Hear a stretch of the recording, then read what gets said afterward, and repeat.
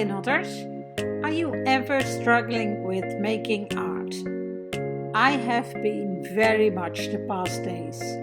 It's not always easy to create and just be into the process all the time.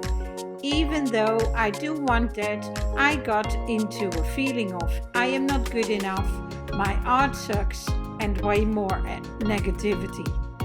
The whole imposter syndrome, the I'm not worth enough kicked in, and the silly thing is I don't even want to sell my art, nor do I want to make money with my art. I only want to show you how much I love doing it, how I got out of depression, and everything I do is to inspire you to make things too, because that's how we keep feeling okay. So all of a sudden, this whole self-esteem part sneaked in, and I felt really bad. That's when I sat down with myself and tried to figure out where did all of this come from. And I think I found what is haunting me. Because I'm not a therapist and I'm not a coach either. I only show you what happened to me as a life skill that I experienced myself. I'm not educated in painting, I am in textile arts, but that's a whole different thing, completely different. And next to all of that, I'm very much in the search of my own art identity. So last week I went online and searched for how to become an art coach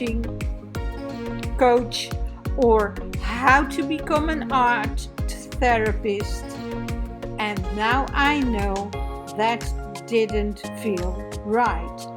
This is a channel, as I said, based on a personal experience. I don't want to be a classified coach, nor do I want to be a therapist. I don't even want to have a coaching business. I had to tell myself that out loud. But still, the fun in my art practice didn't come back. So I needed something to ignite my love for that again.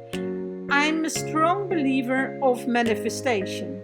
And as I was struggling with getting back that fire, I came along a little Instagram post about the scavenger hunt challenge, a mixed media scavenger hunt challenge it's called, I think. It's called Gather, Seek, Create, I think. I will look for that and I will put it in the description for you. And there it was, back with a snap of the finger. The fire, the ideas, and the fun. With 5 different prompts together, I could create something I was very much happy with. It also gave me back the confidence I needed. I didn't make a YouTube out of it, as I made so many movies the last week and they were totally not what I wanted them to be. So then I thought of looking for some new prompts for myself to make a proper YouTube for this story. So the prompts I came up with were orange, eyes, leaves, flowers, and a quote. I wrote them on a piece of paper and put them next to me on my desk. And there I went. These prompts work as an awesome catalysator to create something for me. As you can see, I created a lot of layers. I started with gesso on the black paper, then added watercolor, did a layer with dripping acrylic ink, and then I started with some scribbles of flowers and dots and leaves, and I used a picture for the eyes of a cat from the internet. I actually made them a lot bigger and made them in black and white so I could color the eyes in the colors I wanted them to be. It has been some gloomy days, but somehow I now feel this getting back into action is feeling so loud and happy inside. I'm really glad I got it back. I do know there are a lot of you out there that are feeling the same, or you will recognize this feeling.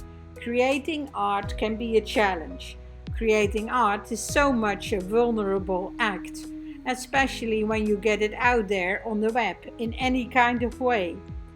As if you are asking for an opinion, wanting people to like you and like your art.